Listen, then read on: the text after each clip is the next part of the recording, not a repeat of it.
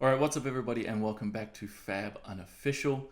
Today I'm going to be taking you through a beginner's guide to Viserai Rune Blood. Now, before I dive into the guide, I do want to point out, and you can see it up on screen, Fab TCG website has an amazing resource under the lore tab, and that is the hero pages. Now up on screen you can see Viserai's hero page as I scroll through and show you a bunch of different things, but the hero page is going to dive deeper into the history and story of that hero. So with Viserai, you can read about how he washed up on the shores of the Demonastery and Lord Sutcliffe found him and experimented on him and turned him into the Arc Knight and the hero that we know him as today.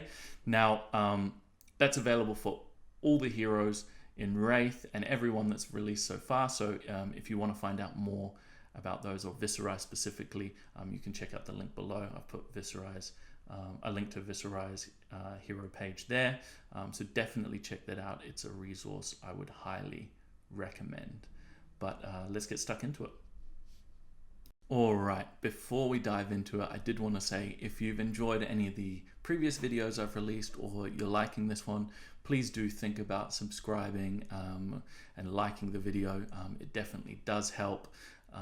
Plus gives me a little boost in confidence when I'm looking to create more videos in the future. But otherwise, let's get stuck into the beginner's guide. So we can't have a beginner's guide to Viserai without looking at the hero himself. So Viserai is a Rune Blade hero. Now, the Rune Blade class is all about presenting split damage, and by that I mean physical damage and arcane damage. So physical damage comes in the form of weapon swings or attack action cards, and arcane damage, with Viserai specifically, is going to come in the form of rune chant tokens. So rune chant tokens are auras that are going to stay in play, and whenever you attack, either with an attack action or a weapon, they are going to pop and deal 1 arcane damage to your opponent. Now, it is important to note with Viserai's hero ability is that it triggers multiple times a turn. So as long as you meet the requirements for his ability to trigger, you can, as long as you have cards to keep playing, you can make more and more rune chants during a turn. So Viserai read that whenever you play a Rune Blade card, if you've played another non-attack action card this turn, create a rune chant token. So 2 keys there. It's whenever you play any Rune Blade card, as long as you've played any non-attack action card before that, you're going to create a rune chant token. Really, really cool.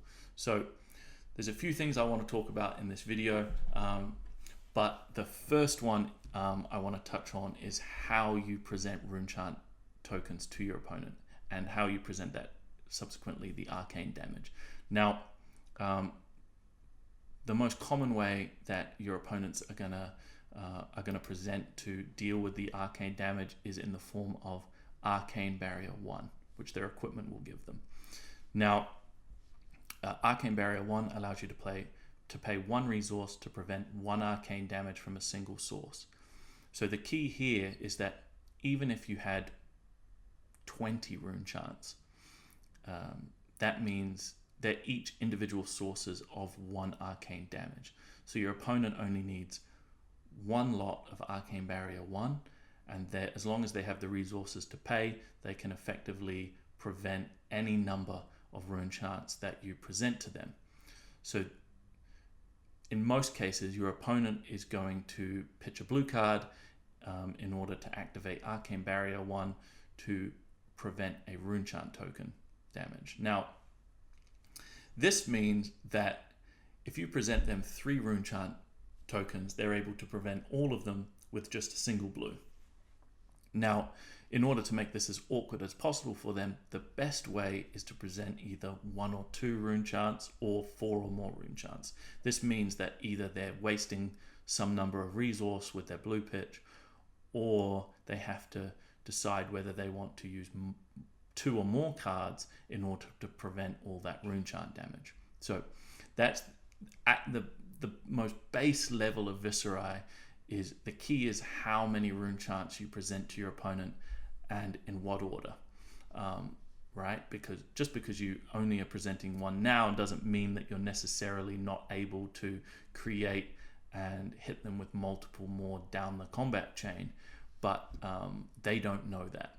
So you generally want to be presenting 1 to 2 or 4 or more at any one given time. So really, really key. But before we go into some of the common play patterns, I did want to touch on a few really, really key cards. Now, firstly, equipment. Key piece of equipment for Viserai Rune Blood is the legendary equipment that released with him back in Arcane Rising in the form of Grasp of the Arcanite. Now, Grasp of the Arcanite is a really, really good equipment because it provides up to 3 additional block value because it has Battle Worn, and it is another source for creating rune chants. So its ability allows you once per turn to pay 2 resources to create a rune chant token. Now, that ability costs an additional 1 for every rune chant token you have in play when you activate it. But if you start your turn with no rune chants, that means that every single turn, if you want to, you can pay 2 resource to create a rune chant, which means you're going to be able to present split damage and really get your opponent asking questions of your opponent and how they want to proceed, how they want to block this, do they want to give you multiple cards. So really, really key piece of equipment for Viserai is the Grasp of the Arcanite. Now, the next key card that I want to talk about, which plays very, very well with both Viserai and Grasp of the Arcanite, is Mordred Tide. So Mordred Tide is the premier non-attack action for the Viserai hero. Mordred Tide reads, until end of turn, if you would create a rune chant token, instead create that many +1. So you may have noticed the Viserai hero ability triggers more than once per turn. So every time, if you've played a Mordred Tide, every time Viserai's hero ability triggers, you're instead going to be making 2. Also, if you've played a Mordred Tide, if you activate the Grasp of an Arcanite ability, now instead you're going to be creating 2, and so on and so forth. After a Mordred Tide, any non-attack action or attack action card that you play that creates rune chants, you're going to get an additional 1.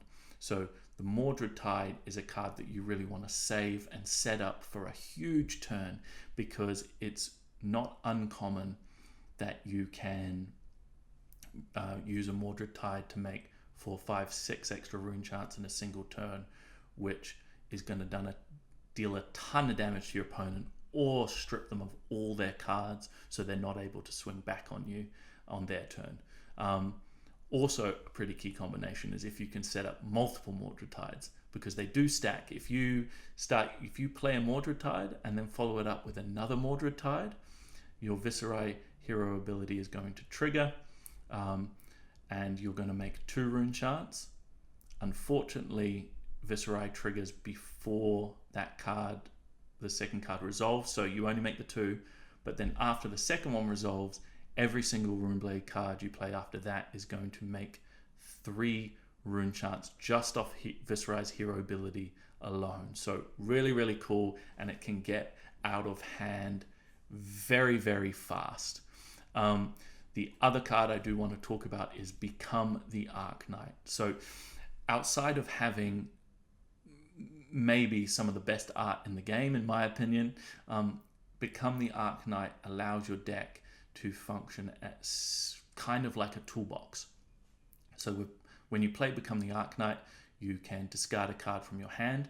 If you discard a non-attack action, then you get to go search your deck for a Runeblade attack action. If you discard an attack action, you get to go search your deck for a Runeblade non-attack action. Now, this is a card that's going to be able to set up all kinds of combos. We just talked about Mordred Tide, so Become the Arcanite is a card that you're able to use to go search for the Mordred Tide and set up tons of broken combinations. So again, those are the key cards that if you want to build a Viserai deck, I would definitely look at getting your hands on straight away, as they're going to sort of pump your deck full of power, and they're going to give you a ton of consistency.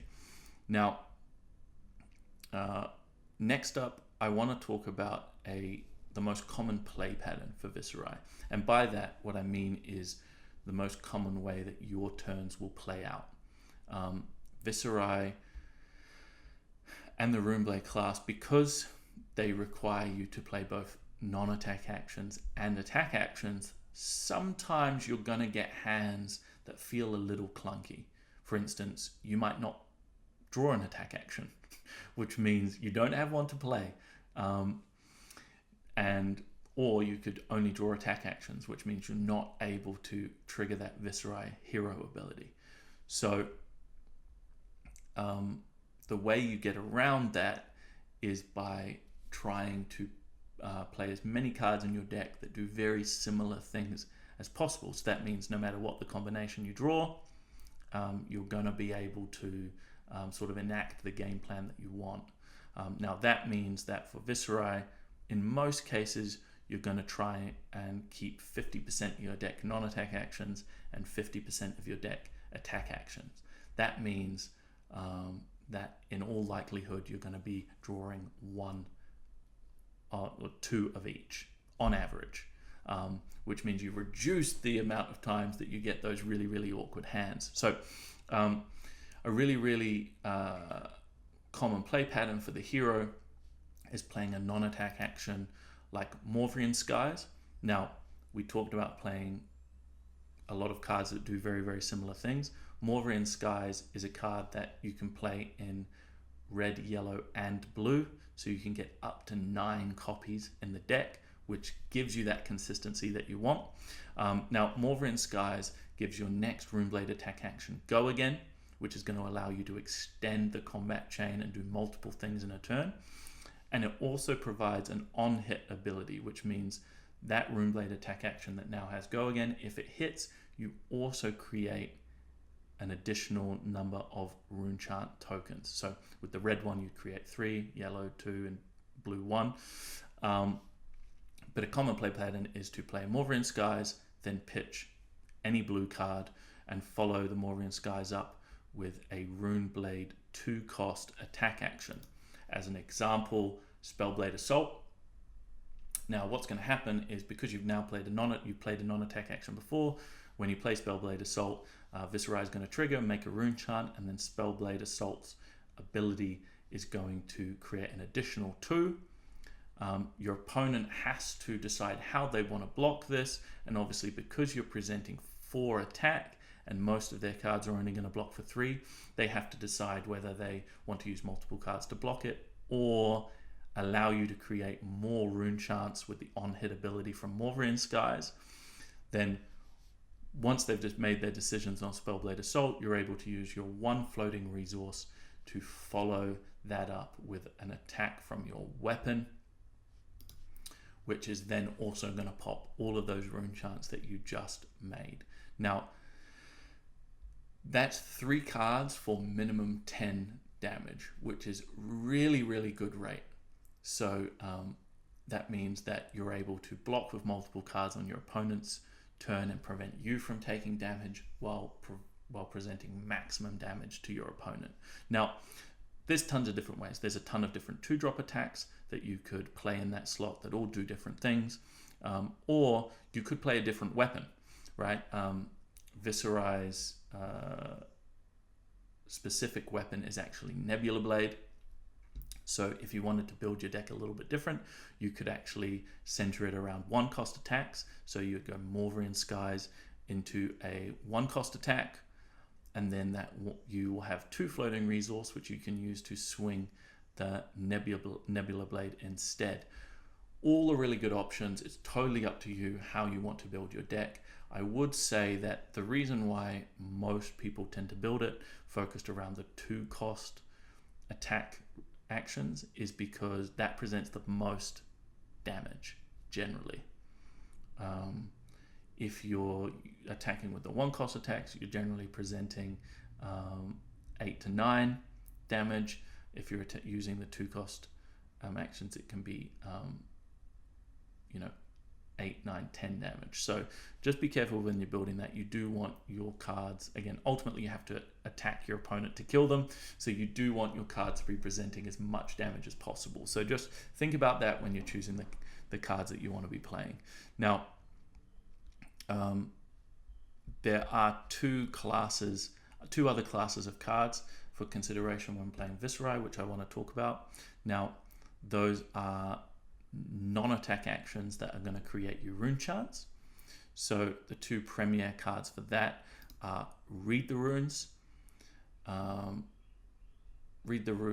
along with Revel in Rune Blood. Now, Read the Runes is a zero cost non-attack action, doesn't have go again, and it just simply says create X number of rune charts. You're mostly going to want to play the red. I wouldn't really play the yellow or blue most of the time, but the red one is just going to create you 3 rune chart tokens. Pretty simple. You can either save those for your following turn, or you can, as you start to play the hero, you'll realize that there's some shenanigans that you can use to gain action points and potentially make use of those 3 rune charts immediately. With Revel in Rune Blood, there's a few more hoops you need to jump through, but the power level is much, much higher. So Revel in Rune Blood is a zero cost Runeblade non-attack action. And it says, if you've played an attack action card and another non-attack action card this turn, create 4 rune chant tokens. But then at the beginning of your end phase, destroy all rune chant tokens you control. So when you're playing a Revel in Rune Blood, you want to use all of the rune charts you've made, because there's no use in holding them for your next turn, because they're all going to blow up. But it is mostly used when you've kept a full hand and haven't really blocked on your opponent's turn as much. Because if you haven't played an attack and a non-attack before you play Revel in Rune Blood, you're not going to create any rune charts. So that's really, really important to note. So they're the 2 premium non-attack action rune chart makers that you probably want to be looking to place some number of in your deck. Now, the next set of cards are all cards that can gain benefits from you controlling rune charts. So the most standard of this is Runeblade has a ton of cards where the cost is reduced for the number of rune charts you control. So with Amplify the Arcanite, it costs 3 resources and comes in for 6 damage, but it costs 1 less for each rune chart you control. So if you control 3 rune charts, you don't even have to pitch to play this card. So really, really awesome, great value, and there is a ton of cards that fit this mold. So there is a lot of choice for which ones you want to play. I personally really like Amplify the Arcanite. 6 damage is a lot, and it plays into trying to kill your opponent and presenting as much damage to them as possible to make blocks and decisions on their turn as hard as possible. The second lot of cards is cards that gain abilities based on the number of auras or rune charts that you've created this turn. The premier card in this category is Swarming Gloomveil. Without a doubt, it is a zero cost attack action that normally as a standard attack for 3, but if you've created 1 or more rune charts, it gains go again. If you've created 2 or more rune charts, it gets +1 attack, so it'll be coming in for 4. And if you've played or created 3 or more, then it gains, when this hits a hero, they can't prevent arcane damage from sources you control this turn. Now, most times you're not going to get that third ability, or it's at least not going to be super relevant. But the main thing you want to be focusing on with Swarming Gloomveil is making at least 2, so this becomes a 0 cost 4 attack that has go again and allows you to go super, super wide on your turn while presenting the sort of break points of more than 3. Really, really, really, really key card. And similar to Swarming Gloomveil, you have a bunch of cards that care if you've made or played one aura. So as long as you've made a rune chant this turn, they're going to get some kind of buff. Now there's a ton of options. The most popular tends to be Shrill of Skullform. The red version is a 2-cost attack that it comes in for 4, but if you've created a rune chant token this turn, it gets +3. So that's 7 damage, which is tons. So really, really awesome. Now, there are a few other cards, obviously, that are really, really good in Viserai because you are presenting that arcane damage in the form of things like Meet and Greet and Rattlebones. Now, these type of cards don't care about you making rune chants, but having dealt arcane damage. Now, these cards, the power level and the ceiling on them tends to be much higher, but remember, your opponent has the choice on whether they take that damage or prevent it. So sometimes these can become a little bit more awkward, because if your opponent chooses to prevent them and your whole turn was built upon them taking the arcane damage, then things are going to get a little bit awkward. So Meet and Greet, for instance, if you've dealt arcane damage, then it gains go again. But if your opponent has prevented that, then it's just coming in for 4 and your turn's going to end there. Similarly, Rattlebones, if you've dealt arcane damage this turn, then you can play Rattlebones as an instant, which means you're going to be able to gain an action point and continue your turn. But if your opponent's prevented that, then you're not going to have that option again. So be really, really careful when adding these cards to your deck. You definitely want some number of them. Specifically, the Meet and Greet is really, really powerful. But if you build your deck with way too many of those type of cards, your opponent's going to be able to play around them way too easily. So, yeah. That's sort of the basics for Viserai, right? You have the standard play pattern, which is a non-attack action that provides go again, then swing with an attack, a Rune Blade attack action, and then swing with the weapon. You're going to be able to present a ton of damage really, really consistently. You have your power cards in the form of Mordred Tide and Become the Arcanite, which are going to allow you to really raise the ceiling on what you're doing with the hero, as well as offering a ton of consistency to the deck. Then you have the cards that are going to create rune chants, the cards that are going to get better because you've created them, and then you have the smaller subcategory of cards that are going to become really, really powerful if you've managed to deal arcane damage. Now, there's tons and tons and tons of options, and I don't want this to be a spoiler and like, you know, here you go, this is exactly what you should play. But if you are interested in trying the deck out on Talishar, for instance, I've put a link below to a very standard Runeblade deck that you can pick up and play and give a go. And I've also posted a link to all the Runeblade cards, so you can have really easily click on that, check out all the cards that you can potentially play and build your own deck and have a go there. So yeah, I hope that helped a little bit.